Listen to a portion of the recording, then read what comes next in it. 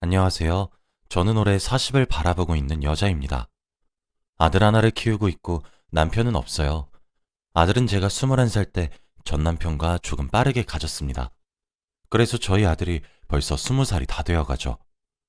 오늘은 몇 년 전에 일어난 기막힌 이야기를 한번 풀어볼까 해요. 제가 전 남편과 이혼했는데 저에게 연락이 왔거든요. 저와 전 남편은 아이가 태어나기 전에 이혼을 했습니다. 저와 전 남편은 동갑인데 사랑해서 결혼했다기보다는 실수로 아이를 가지게 되어서 급하게 결혼을 한 거였죠. 둘 다 21살이어서 돈도 없고 직업도 없었기에 시댁에 들어가서 살았습니다. 남편은 외동아들이었고 시어머니는 남편이 갓난아기일 때 이혼을 하셔서 연락은 전혀 안 하고 산다고 하더라고요. 그래서 시댁에는 남편과 시아버지뿐이었어요. 시아버지는 경상도 사람이라 굉장히 무뚝뚝하였는데 정말 악덕이었습니다. 솔직히 이혼 사유의 70%는 시아버지 때문이라고 해도 과언이 아닐 정도죠. 시아버지는 완전 조선시대 사람이세요. 말수도 적으시고 방 안에만 계셔서 몰랐지만 시댁살이를 하다 보니 그곳은 저에게 감옥과 마찬가지였습니다. 예를 들면 제가 밥을 차리면 반찬 하나하나 다 맛보시고는 마음에 들지 않으면 젓가락으로 음식을 집어서 저한테 던지시는 등 이해하기 힘든 행동을 하세요. 그리고 이뿐만이 아니었어요.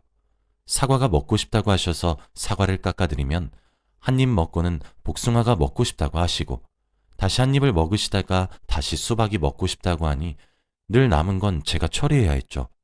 제가 이런 일들을 21살 때 겪으니까 정말 죽고 싶더라고요. 스트레스도 너무 많이 받아서 남편한테 다 이야기를 했더니 남편은 그저 아버지가 표현이 서투르셔서 그래. 널 얼마나 예뻐하시는데. 딸 같아서 그러실 거야. 라고 하는 거 있죠? 어떤 아빠가 딸한테 음식 집어던지고 그러나요? 저는 무관심한 남편의 모습을 보고 얼른 아이를 낳고 이 집에서 나가기로 결심을 했습니다. 그리고 시아버지는 이것들보다 더 중요하게 생각하시는 것이 있었어요. 무조건 아들을 낳으라고 하셨습니다. 집안의 여자는 저 혼자로도 충분하다면서 무조건 아들을 낳아오라고 했죠. 성별을 제가 선택할 수 있는 것도 아닌데 그렇게 강요를 하시니까 저도 아들이길 바랬습니다. 그런데 제가 시아버지의 손과 발이 되다 보니까 너무 스트레스를 많이 받았던 탓인지 제 아이는 유산이 되었습니다. 유산이 되자마자 남편까지 독하게 바뀌었고 시아버지는 지금도 엄한데 더 엄해지셨죠. 유산 소식을 전해드리니 제 머리를 콩 하고 주먹으로 내리치시고는 이 집에서 당장 나가! 아들 못 만드는 며느리는 며느리가 아니다! 라고 하시면서 윽박을 지르셨어요. 제가 시아버지께 맞고 있는 모습을 남편이 옆에서 보고 있었는데도 한마디도 하지 않고 지켜만 보고 있더라고요. 그래서 방으로 들어가서 왜 한마디도 안 하고 안 말렸냐고 물어보니까 맞을 짓 했잖아. 이러는 겁니다. 이 집에서 제 편은 단 한 사람도 없었고 안 그래도 유산해서 속상하고 슬픈데 우울해할 틈도 없이 시아버지와 남편의 수발을 들어야 했어요. 그런데 남편은 제 아픔에 공감도 못 해주면서 밖으로만 나다니더라고요. 매일 늦게 새벽에 들어오는 것은 기본이었고 아예 대놓고 제 옆에서 여자와 전화를 했습니다. 저는 그 집에 가정부밖에 되지 않았죠. 남편이 결국 다른 여자랑 바람이 났다는 것을 알았고 둘이서 안으면서 저희 동네를 걸어 다니더라고요. 한 번은 제가 마트에서 장을 보고 오는데 멀리서 다른 여자랑 남편이랑 손을 잡고 걸어오는 겁니다. 저는 너무 놀라서 쳐다보고 있었는데 남편은 저와 눈이 마주쳐도 못 본 채 하고 지나갔어요. 저는 그날 남편한테 한마디도 하지 못했습니다. 그런데 몇 달 뒤 제가 또 임신을 해버렸어요. 남편의 아이는 확실했는데 혹시나 또 아이를 잃게 되거나 딸이 나오면 이 집에서 사람 취급도 못 받을 것 같아서 우선 남편과 시아버지께는 절대 말을 하지 않았습니다.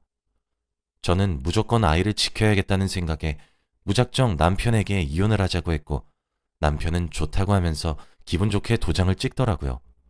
저희는 쉽게 이혼할 수 있었고 저는 한동안 친정집에서 지내면서 아이를 낳고 기르게 되었습니다. 그런데 아이가 태어났는데 아들이었어요.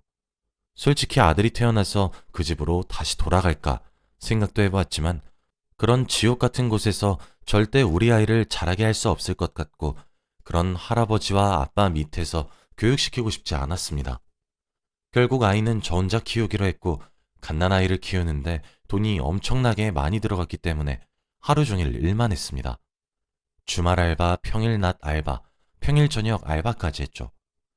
다행히 친정 부모님께서 제가 일을 하고 있는 동안 아이를 돌봐주시니 한결 마음이 편했습니다.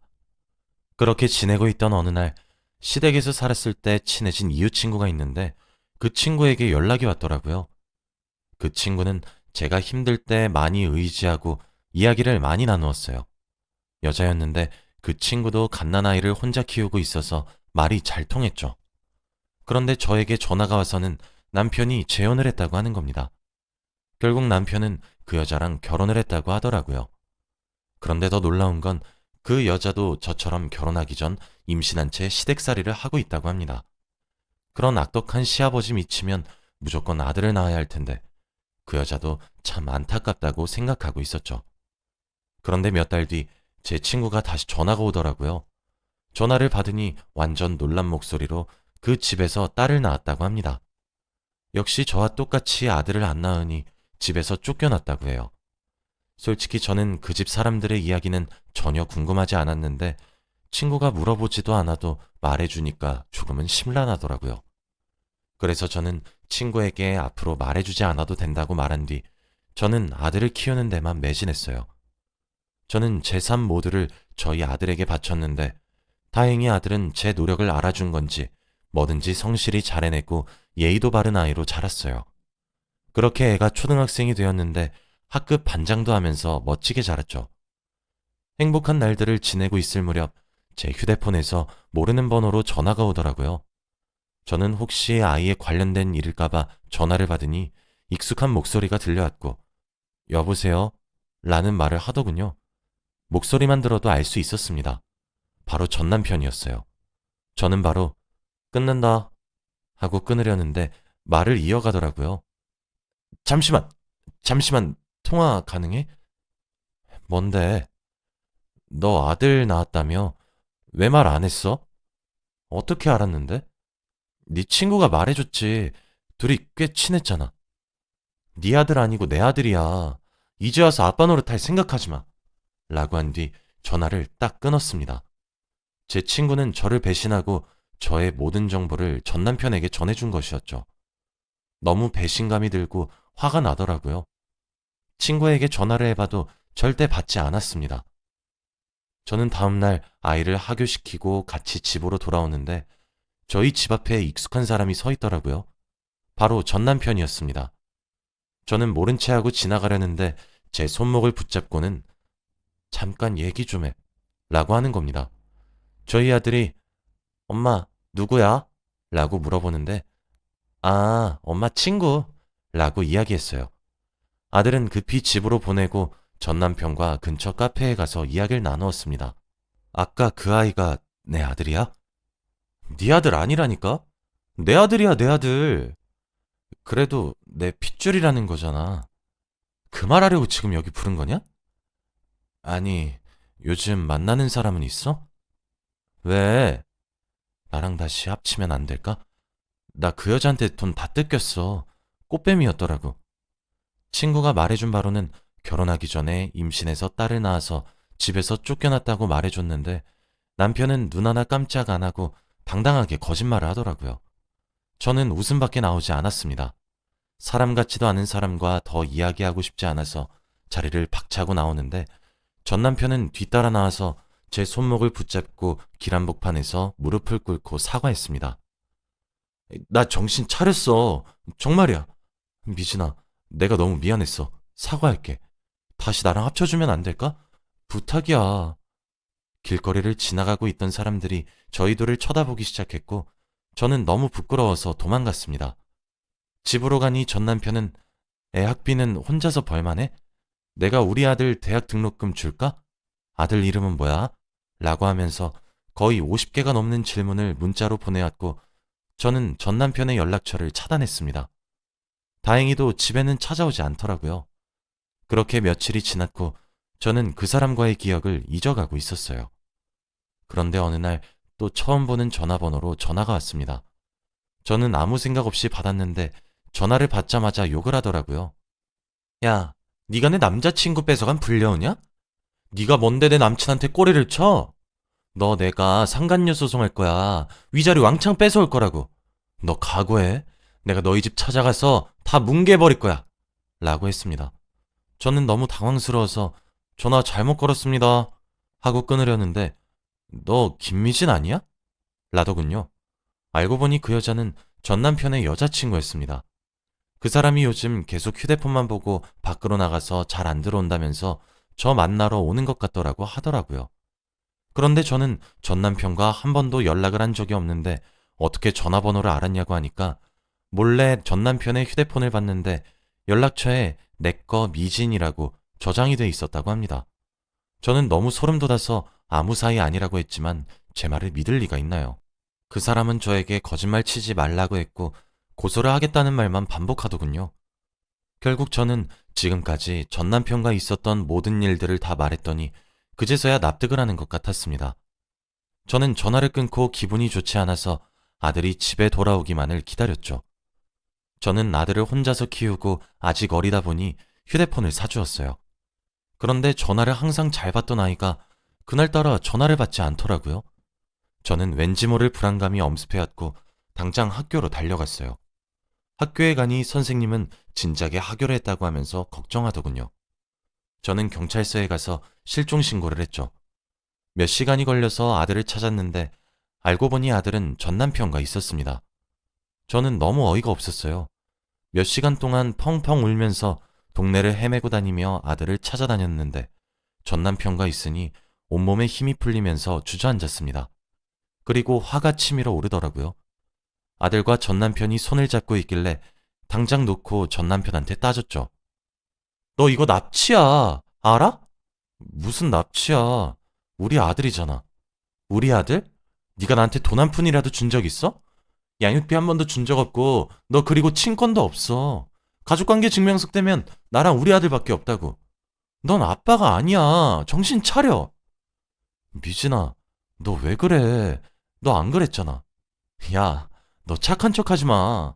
방금 네 여자친구가 나한테 전화 와서 쌍욕하더라. 제발 우리한테 민폐 좀 끼치지 말고 사라져. 경찰분들, 이 사람 제발 감옥에 넣어주세요. 우리 아이 납치하고 스토킹하고 무서워서 저희 아이 함부로 학교 보내겠나요? 저는 지금까지 한 번도 그 사람한테 큰 소리를 낸 적이 없었는데 그날 저희 아들이 없어지니까 사람이 정말 미치는 기분이었습니다. 그런데 하필 또 전 남편이 연락도 없이 데리고 간 거니까 너무 화가 나서 울분을 토해버렸죠. 결국 저와 아들은 집으로 돌아갔고 전 남편은 경찰서에서 조사를 더 받다가 갔습니다. 그 뒤로 더 이상 찾아오지 않더라고요. 아들도 전화를 착실하게 잘 받았고 정말 거의 1년 정도는 전 남편의 얼굴은 전혀 볼 수 없었습니다. 드디어 해방되었다는 생각과 함께 다시 지옥이 시작되었어요. 저희 아들은 어느덧 초등학교 고학년이 되었고 어느 정도 사리분별을 하면서 지낼 수 있어요. 그런데 초등학교 5학년이 되니까 착했던 아들이 반항을 하면서 저한테 덤벼드는 거 있죠. 저는 이런 아들을 키우는 게 엄마 혼자로서는 너무 벅찼고 이래서 다들 아빠가 필요하다고 하는 건가 보구나 싶었습니다. 아들도 계속 아빠를 달라고 하면서 월요일 날 학교를 가면 친구들이 주말에 아빠랑 축구했던 이야기를 한다고 해요. 아들은 아빠가 없으니까 그런 이야기도 못하니 무리에 끼지도 못해서 속상하다고 합니다. 아들이 그런 말을 할 때마다 너무 힘들고 마음이 아프긴 했지만 저도 이 상황을 예상하지 않았던 것이 아니라서 잘 이겨내리라고 생각하고 있었죠. 그런데 우연히 식탁 위에 올려져 있던 아들의 휴대폰을 보았는데 문자가 하나 왔습니다. 그런데 문자가 온 사람의 이름은 아빠라고 저장되어 있더라고요. 저는 너무 놀라서 당장 휴대폰을 열고 보니 전화번호는 바로 전 남편이었죠. 대화 내용을 보니 둘은 이미 오래전부터 만나서 같이 밥도 먹으면서 진솔한 대화도 많이 나누었더라고요. 그리고 한 달에 한두 번은 꼭 만났습니다. 물론 전 남편이 계속 집착하면서 만나자고 했고요. 저는 그 사람의 그런 모습에 도저히 참을 수 없었어요. 그런데 제가 자신의 휴대폰을 보고 있는 모습을 본 아들이 뭐하냐면서 휴대폰을 낚아채는 겁니다. 저는 이게 뭐냐고 물어봤어요. 너 이 사람 왜 아빠라고 저장되어 있어? 어? 왜 엄마한테 말 안 했냐고. 너 정말 엄마 미치는 걸 보고 싶어서 그래? 아니, 이 아저씨가 계속 학교 앞에 찾아와서 밥 사준다고 하고 돈 준다고 하고 괜찮다고 해도 계속 따라다니고 나도 너무 힘들어, 엄마. 그리고 전화번호도 내 휴대폰 뺏어가서 몰래 자기가 저장해 놓은 거야. 저번에 지우니까 왜 지우냐면서 다시 저장했어. 매번 안 만나주면 집이랑 학교로 찾아오겠다고 협박하니까 만나는 거야. 저는 화가 머리끝까지 솟아올랐어요. 엄마, 할아버지 할머니가 말해줬어. 이 아저씨가 엄마 엄청 괴롭혔다며? 나 다 들었어. 솔직히 내가 지금까지 아빠 달라고 한 건 이 아저씨가 아니라 엄마가 다른 남자 만나고 연애도 좀 했으면 좋겠어서 말한 거였어. 엄마 인생을 살았으면 하는 마음에서 말한 거라고. 미안해, 미리 말 못해서. 라고 하며 아들은 저를 꼭 안아주더라고요. 그런 모습을 보니까 눈물이 차올랐고 저는 아들과 꼭 껴안으면서 펑펑 울었습니다. 아직 초등학생밖에 안 된 애가 이렇게나 성숙하다뇨? 저는 아들 하나는 정말 잘 낳았다는 생각이 들었습니다. 안 그래도 지금 만나러 간다길래 저는 아들 보고 집에 있으라고 하고 제가 그 자리에 나갔어요. 제가 오니까 전 남편은 좋아하더라고요. 웃으면서 저를 반기길래 웃는 얼굴에다가 제대로 모욕을 주었습니다. 다행히 공원 안쪽에 사람이 다니지 않는 곳이라 보는 사람은 없었죠. 뭐 하는 거야? 미쳤어? 라고 하면서 손을 들고는 저를 때릴 것 같은 자세를 취하더라고요. 그래, 이게 너지. 그동안 가면 쓰느라 힘들었겠다. 왜? 이번에 네 여친은 마음에 안 드냐? 임신이 안 되는 몸이래. 우리 아버지 지금 손자보고 싶다고 난리란 말이야. 네가 우리 집에 아들 데리고 와서 같이 살아주면 딱 좋은데. 너 우리 아들한테 연락해서 안 만나주면 찾아간다고 협박하고 만나서 억지로 밥 먹이고 네가 아빠라고 말했다며? 너 그거 폭력이야, 알아? 우리 아들인데 뭐 어때?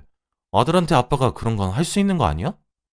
저는 말문이 턱 막혔고 말이 통하지 않는다는 것을 알았죠. 저는 더 이상 할 말이 없을 것 같아서 포기한 척 돌아갔습니다. 저는 그 상황을 모두 녹음하고 있었어요. 그래서 집으로 돌아가지 않고 바로 집 근처 경찰서로 가서 신고했습니다. 그리고 그 사람에게 접근금지 가처분 신청을 했어요. 이제 그 사람은 절대 저와 아들 옆에 얼씬도 못하게 되었습니다. 가까이 오지도 못하고 전화나 문자도 절대 못했고요. 아들도 드디어 숨을 쉬는 것 같다면서 좋아했고 저희는 아들의 중학교를 다른 동네로 입학을 하면서 이사를 가게 되었어요.